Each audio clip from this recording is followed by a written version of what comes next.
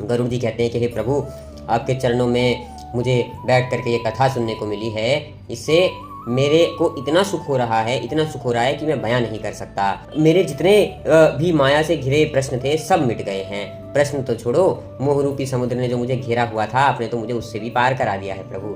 जय श्री राम। दोस्तों, आज हम लोग श्री रामचरितमानस उत्तरकांड चौपाई नंबर 125 और 126 पे हैं। अब कहने लगे कि हे प्रभु, आपने जिस तरह से मुझ पर कृपा करी है, मैं सच कहूँ मैं आपका ऋणी हो गया हूँ। अब बस इतना ही कहूँगा कि आपकी वजह से मेरे सारे सवालों के जवाब मुझे मिल गए हैं, तो अब आप मुझे अपना दास ही मानिए। क्योंकि सारे संत जो होते हैं वो दूसरों का दुख खुद पे लेकर के पिघल जाते हैं, जैसे आपने किया। और ऐसे ही कहा जाता है कि संत समागम तो मक्खन के समान है, परंतु मक्खन जब पिघलता है, जब उस पर गर्मी पड़ती है, जब वह अपने आप को पिघलाता है, बिल्कुल वैसा ही है। अब मैं चलता हूँ। ऐसे वो काकभूषुंडी जी को उनके चरणों में सिर नवा करके विदा लेते हैं। और फिर माता उमा से भगवान शिव कहते हैं कि ये वो कथा थी जो लोगों के पापों को काट सकती है, लोगों को सारे सुखों की प्राप्ति करा सकती है। इस कथा को एक बार सुनने से तमाम तरह के तीर्थों का, तमाम तरह के पुण्यों का, नियमों का, जाप का, न जाने कितने सारे कर्मों का फल,